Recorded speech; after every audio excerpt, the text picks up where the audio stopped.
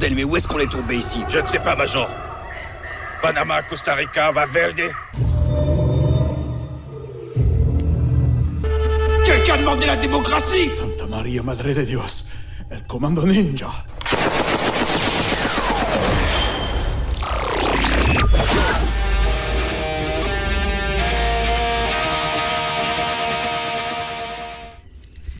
Et bonjour à tous, tournage en extérieur pour une fois. Aujourd'hui je vais vous parler de Commando Ninja 2. Alors oui, désolé, nous ne sommes pas dans une jungle luxuriante, voilà, c'est le Médoc. C'est le Médoc en hiver, forcément ça dénote un tout petit peu du film que je vais vous présenter aujourd'hui. Alors pourquoi je vous présente Commando Ninja 2 ? Tout simplement parce que j'ai été le voir. J'ai été le voir jeudi dernier, le 12 décembre 2024, en avant-première à Montpellier, avec deux poteaux de repossession, vous savez bien, le site et club qui appartient à ceux qui se lèvent tôt, ou pas, ça dépend. Donc avec les gars de repossession, nous avons été à Montpellier, ça a été toute une aventure rien qu'en soi. Rien que partir de là où je vis pour venir à Montpellier, déjà c'était pas une belle affaire. En 2 jours, 12 heures de 12 heures de transport en 2 jours, c'était bien fatigant. Mais ça, est-ce que ça en valait la peine ? Commando Ninja 2, Invasion America. Bah oui, parce que qui dit 2, dit il y en a eu un autre auparavant. Commando Ninja 1, vous pouvez le trouver sur YouTube, en gratuit, dans plusieurs langues, film extraordinaire, c'est devenu le film obligatoire pour rentrer dans le club repossession. Voilà. Si vous n'aimez pas Commando Ninja 2, Commando Ninja tout court, vous avez raté votre vie, hein, je vous le dis tout de suite. Commando Ninja 2, deuxième version, deuxième itération, réalisée par Benjamin Combe, seul plus son assistant, hein, ils étaient que 2 à faire ce film. Ça, je trouve ça mais absolument fabuleux. Nous avons dans les rôles Eric Carlesi qui joue le rôle de John Hunter. Que dire, génial. Eric, bravo. Les poses, mais tu es exagéré, mais d'une main de maître. Ça fait partie de mes scènes préférées, scène au sabre, et il prend vraiment une super belle pose avec le sabre. Franchement, c'est splendide. Ça fera partie de mes avis positifs, de mes points positifs, c'est la lumière, etc. Et là, la lumière plus la pose d'Eric dans le rôle de John Hunter, c'était splendide. J'ai vraiment adoré. Philippe Allier dans le rôle de Hopkins, Stéphane Asensio dans le rôle de Kowalski. Donc Kowalski qui est, je crois que c'est polonais anticommuniste, transformé en robot. C'est trop bien, franchement c'était génial. Il a un grand moment dans le film. Ça fait partie des meilleurs moments du film d'ailleurs. Nous avions Florian Fizen dans le rôle de Lan. Nous avons bien sûr Anne, alors désolé pour les prononciations, hein, Anne Fonfett dans le rôle de Sensei Yin, etc. La production, ça c'est très intéressant et on va y venir tout de suite. Donc, pour ce qui est de la production, le film a été financé en grande partie par la campagne Kickstarter lancée. Alors là, j'ai mes fiches, c'est noté 2020. Benjamin, tu me corrigeras si je me trompe. Et il a été financé à hauteur de 50 000 €. C'est incroyable. Déjà, il a eu moins de budget. Ça, il nous l'a dit en fait pendant l'avant-première. Avec moins de budget, il a voulu faire plus. Eh bien, je conseillerais à toutes les boîtes de production d'engager très rapidement Benjamin Combe. Ça leur évitera des déconvenus et je peux vous assurer qu'il vous économisera de l'argent. Voilà. Embaucher Benjamin Combe dans les grandes réalisations à Hollywood, ça sera fabuleux. Donc 50 000 € pour faire son film. Avec 50 000 €, il vous fait un film de 2h30. Alors, j'ai déjà participé à des Kickstarter pour des productions, pour des films, etc. Et notamment je tairai le nom, mais ça fait juste 10 ans qu'on attend des nouvelles. Ne serait-ce que des nouvelles. Et il a eu plus de financement, mais il n'y a toujours rien. Là, il y avait que quelques acteurs par-ci par-là, mais il y avait une seule personne dans le rôle principal qui devait être tout le temps présente, d'accord. Mais une seule. Là, on a plusieurs acteurs redondants qui sont tout le temps là, avec leur boulot, avec leur métier, et Benjamin Combe a réussi, en 3 ans, 90 jours de tournage, 50 000 €, à nous produire un film de 2h30, génialissime, qui ravira petit, pas trop petit, attention, et grand surtout, surtout les grands nostalgiques de cette période-là, des années 80, début 90, il a réussi à nous produire ça. Quand certains trouvent des excuses pour ne pas produire ne serait-ce qu'un mini-métrage policier, noir et blanc, horrifique, etc. Je trouve ça désolant. Benjamin Combe nous montre que c'est possible. Même en France, c'est possible de le faire. À savoir que le tournage a été réalisé dans un rayon de 20 minutes autour de Montpellier. Il n'y a pas besoin de partir je ne sais pas où, dans 36 000 pays, 36 000 endroits, etc. Non, 20 minutes de Montpellier. Ils ont tout. Notamment, le film s'ouvre sur ça. Notamment des plages qui peuvent ressembler un peu à Miami. Et effectivement, ça le fait. Dans le film, on pourrait y croire. Donc ça s'ouvre, bien entendu. Et ça, grand moment. Merci, un peu comme dans Commando Ninja 1. Alors ça s'ouvre pas directement dessus, je crois. Si. Je ne sais plus. Mais en tout cas, dans l'introduction, vous avez des scènes de maillot, la plage, etc. Je vous donne pas trop de détails parce qu'il y a une très bonne vanne dedans, une très très bonne blague. Donc je me tairai.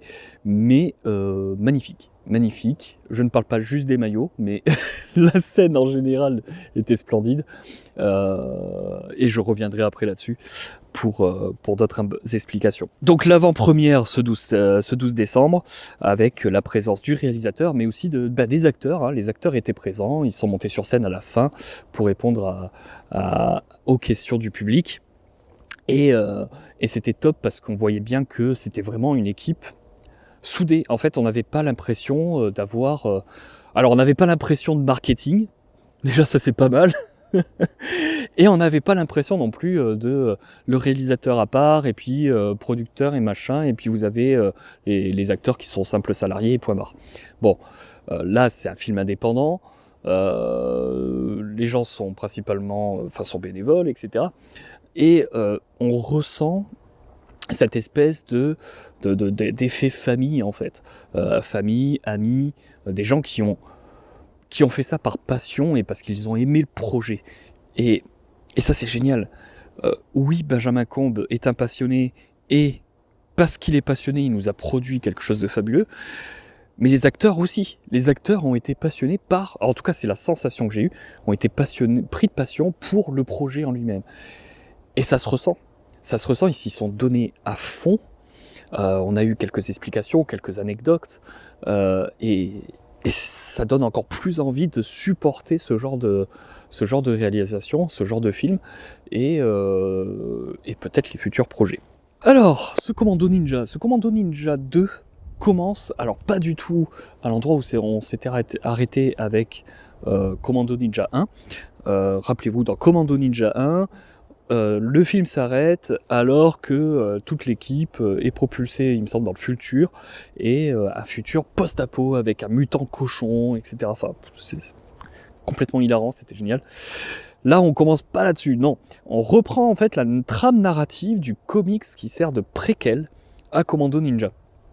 Dans ce comics, on suit l'escouade de John Hunter qui est au Vietnam pour débusquer du communiste, et il s'avère que les communistes, ils ont domestiqué des dinosaures. Voilà, je ne vous en dis pas plus, allez lire le comics s'il vous plaît, le lien sera en description. Donc on reprend cette trame narrative pour en faire un film. Alors bien sûr, ça va dériver, il y a des choses qui vont changer, etc. Mais en gros, c'est ça. Qu'est-ce qui va se passer dans ce film ? Dans ce film, vous avez les communistes qui terrorisent la population américaine. Et ils commettent des attentats. Et nous avons cette première scène que je trouve excellente, où vous avez le lanceur de journaux, ça s'est inscrit dans notre inconscient collectif. Aux États-Unis, vous avez les lanceurs de journaux. Et donc, ce lanceur de journal balance comme ça Et il s'avère que ces journaux sont écrits en chinois et sont piégés. Boum. Ça commence bien, ça commence très bien. Et vous avez comme ça différentes attaques sur le territoire américain, avec notamment cette scène sur la plage, avec... et là je tiens à le noter, ça sera la petite parenthèse là-dessus, sur ce sujet-là, ça me permettra d'ouvrir ce premier point positif sur le film, c'est la lumière. La lumière est exceptionnelle dans le film, on voit qu'il y a eu un step-up par rapport au 1, donc désolé, alors je suis photographe, donc la lumière, c'est mon kiff. On voit qu'il y a eu clairement un step-up. De temps en temps, on sent un peu que ça fait on sent qu'elles sont là, les lumières. Mais c'est normal, ça rentre dans la cohérence du film, de comment il est réalisé et pourquoi il est réalisé. C'est grâce à ce travail de lumière que cette fameuse scène de course en maillot de bain sur la plage, eh bien, nous pouvons tâter l'image. Je précise l'image, nous pouvons presque toucher l'image, tellement il y a du relief, d'accord ? Donc, non, vraiment, vraiment excellent, très très bon. Et encore un exemple de à quel point la lumière a été bien travaillée. Alors il y a tous les exemples un peu dans la jungle avec John Hunter qui est un peu en sueur, etc. Et on a ce contre un peu doré, etc. Exceptionnel, trop bien, enfin franchement magnifique. Mais on a surtout cette scène qui reprend le film Ça, avec Jordi il me semble que c'est Jordi, je sais plus comment il s'appelle, qui suit un petit bateau là dans le caniveau pour essayer de l'attraper. Et bien là, au lieu du petit bateau, c'est une bouteille de coca et un hamburger qui sont tirés comme ça, on le voit, avec des fils. Vers le caniveau, et dans le caniveau c'est pas un clown, c'est un communiste. Voilà. Et bien cette scène elle est tournée dans la nuit avec de superbes lumières, effet de pluie. Alors on a eu un peu les backstage, donc c'est directement l'école Montessori qui leur a fourni ce qu'il fallait avec un tuyau d'arrosage pour pouvoir faire la pluie. Et ça le fait. Franchement, c'est trop bien fait, excellent. Comme quoi, il n'y a pas besoin d'énormément de moyens pour pouvoir réaliser des choses chouettes. Donc voilà. Donc ça s'ouvre là-dessus sur des attaques aux États-Unis de la part des communistes. Puis nous passons directement sur Hopkins qui est devenu un patrouilleur mobile, patrouilleur de la route, je ne sais plus comment on dit, avec une moto de police américaine. Trouvé en France, bravo pour avoir trouvé ça. Et donc il va arrêter un indigène qui est dans son pick-up. Et malheureusement, quand il va partir, du pick-up va tomber une caisse d'armement. Et bien sûr, j'ai un avion. C'est bon, l'avion est passé, merci. Donc, je disais, l'indigène fait tomber une caisse d'armement. Et Hopkins du coup va le suivre, et va le suivre jusqu'en plein milieu du désert, où l'indigène va siffler des Chinois. Les Chinois vont arriver et il y a un échange argent contre des armes qui va s'effectuer. Donc on apprend, ainsi qu'Hopkins, qu'il y a une alliance qui se forme entre les Chinois et les indigènes. Et qu'il y a une invasion qui est en train de se produire aux États-Unis. Donc il va rejoindre son camarade John Hunter pour essayer de le convaincre de venir avec lui pour défoncer du communiste. Au début il veut pas, puis Jenny, sa fille, qui est à une cérémonie des Marines, le 4 juillet, va se retrouver en fait sous une attaque terroriste communiste. Donc John Hunter il s'énerve, donc c'est parti, on va défourailler, on va éclater du communiste chinois, vietnamien, etc. Bref, donc là l'équipe est montée, donc on retrouve Kowalski, Hopkins et John Hunter. Et je vais en rester là pour l'histoire. Ils vont être propulsés jusqu'au Vietnam. Et au Vietnam, on va retrouver des raptors, du zombie, du communiste, du russe, hein, parce que les Russes sont là. Et bien évidemment, les Russes se sont alliés à tout ce beau monde pour éclater la gueule aux méchants américains. Donc voilà, je m'arrête là. Excellent film. On se prend au jeu. Les 2h30, je les ai pas vus passer, clairement. Je les ai pas vus passer. Ça explose de partout. Vous avez des têtes qui explosent, des corps qui explosent, des parties génitales qui explosent. Vous avez de tout. Vous avez des boyaux à l'air. Vous êtes servi. Clairement, vous êtes servi. Donc il y a vraiment tout ce qu'il faut pour se régaler. La photographie est excellente. Il y a vraiment eu un effort de fait là-dessus. Encore une fois, il faut se dire que ils ont fait ça avec 50 000 balles. 50 000 balles, 2h30 d'action. Action un peu parodique, comédie, comique. Voilà, que demande le peuple? Que demande le peuple? Alors, mes points positifs, c'est ça. C'est vraiment la lumière. Le jeu d'acteur, franchement, ça se sent que les mecs, ils étaient à fond derrière le projet et que voilà, ils se sont marrés, quoi. Les mecs se sont marrés. Et ça, je trouve ça exceptionnel. Plus 1000 pour l'acteur qui joue le grand méchant.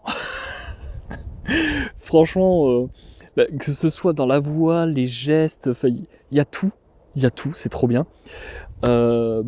Un bravo supplémentaire pour l'acteur qui joue l'enfant vietnamien. Très très cool aussi. Les jeux d'acteurs sont vraiment tous très très bons. Certes, il y a certains moments où c'est un peu exagéré, mais c'est fait exprès, hein, on est dans une comédie. Mais ça marche super bien, et surtout, encore une fois, j'insiste là-dessus, on sent la passion.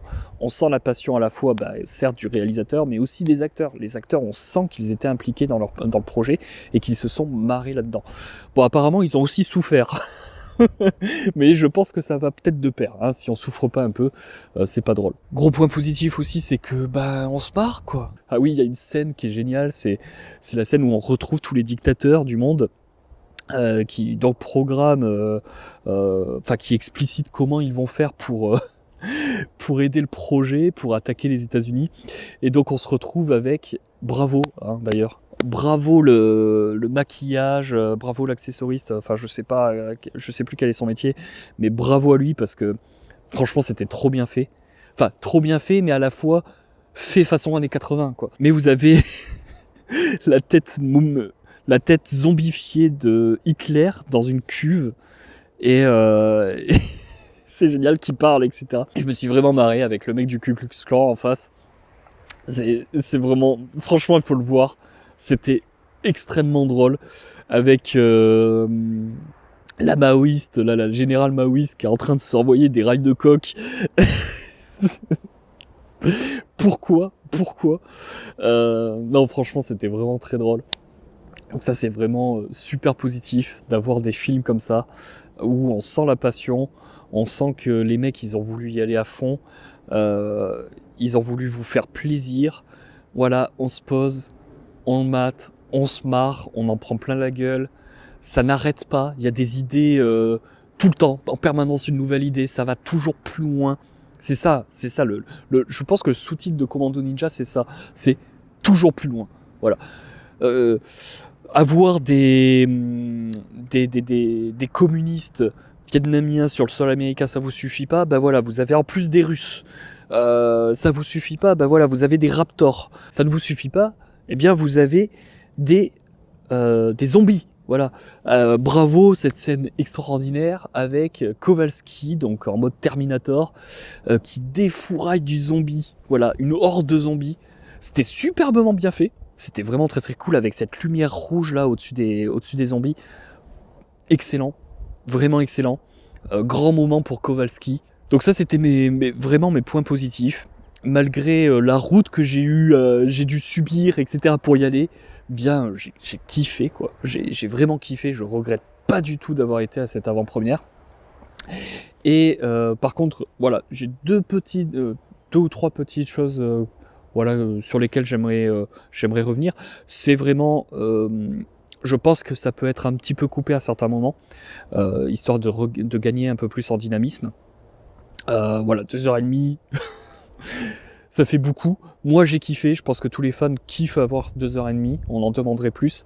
Mais effectivement pour les plateformes de streaming, il y a peut-être certains petits endroits comme ça qui sont un tout petit peu longs, qui mériteraient d'avoir des petites coupes, histoire de faire souffler un tout petit peu. Donc ça, je regrette un tout petit peu qu'on n'ait pas repris directement Commando Ninja, hein, la fin de Commando Ninja. Hein. J'aurais adoré te voir, Benjamin Combe, faire un film post-apo à la Mad Max. Je me demande ce que ça donnerait, je pense que ça donnerait superbement bien. Donc ça, c'est vraiment personnel. J'adore Mad Max, je suis un gros fan de Mad Max. Bien sûr, le 1 et le 2, le reste non. J'aurais bien aimé qu'on reprenne ça. Bon, ça reprend le comics, et le comics, je l'ai adoré. Donc ça me va aussi. Le deal, ça va, le deal est pas mal. Le deal est valide.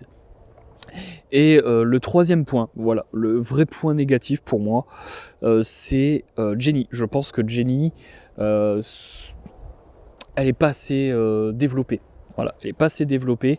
Je pense que ça aurait mérité un peu plus de développement en amont pour qu'on ait vraiment de l'empathie pour le personnage et qu'au moment justement de l'attentat, eh bien oui, on soit tout autant énervé que John Hunter pour aller buter du communiste. Elle a une superbe scène qui est dans l'hôpital, hein. Ils ont réussi à privatiser une aile de l'hôpital pour pouvoir tourner la scène. Donc c'était excellent, ça défouraille du communiste encore une fois. Donc très très bien. Mais voilà, je trouve qu'elle est un tout petit peu trop en arrière par rapport aux autres personnages, et je trouve ça dommage. J'aurais bien aimé la voir un tout petit peu plus en avant, Jenny, avoir un tout petit peu plus de mise en contexte, d'histoire sur ce personnage. À charge de revanche, hein, peut-être pour le 3, pour Commando Ninja 3. Moi, je veux un Commando Ninja 3. Mais, ou comics. Ça m'intéresserait énormément, cette partie comics. Donc voilà, c'est juste ces petits points, mais sinon, bah voilà, ça n'entache pas du tout la qualité du film, ça n'entache pas du tout le step-up, encore une fois, qui a été fait entre le Commando Ninja 1 et Commando Ninja 2. On voit vraiment qu'il y a eu un gain d'expérience, hein, tout simplement. Et que Benjamin Combe a voulu aller plus loin, et c'est je pense le très bon sous-titre, hein, pour Commando Ninja, c'est toujours plus loin, toujours plus. Eh bien ouais, bah, il l'a montré, donc allez soutenir, hein, vous le suivez sur Instagram ou autre pour savoir quand est-ce que ça va sortir sur les différentes plateformes, et puis allez regarder le 1 si ce n'est pas déjà fait, allez lire le comics. Pareillement, si ce n'est pas déjà fait, vous allez avoir les liens en description. Moi, j'ai passé un excellent moment. J'ai été très fatigué au retour, mais excellent moment. C'était très très cool. J'en demande plus. Je veux revoir encore Commando Ninja 2. Enfin, je veux m'enchaîner en fait. Je veux faire Commando Ninja 1, puis 2. Voilà, en mode popcorn, pizza, bière, etc. Avec les potos. C'est vraiment excellent. Que dire de plus ? Voilà, film indépendant, avec Benjamin Combe, son assistant, point barre, des passionnés en acteurs, cet effet famille un peu qu'on retrouve, hein, surtout quand on a été à l'avant-première et qu'on a vu les gens sur place, hein, avec les questions-réponses. Il y a cet aspect famille, amis, passionnés. 50 000 € de financement, et on nous produit ce genre de film, quoi. Qu'est-ce que je peux vous dire de plus ? Voilà, on veut plus de films comme ça. Il n'y a pas d'excuse. Vous pouvez le faire. Bah, il faut être passionné, il faut être un peu taré, je pense aussi.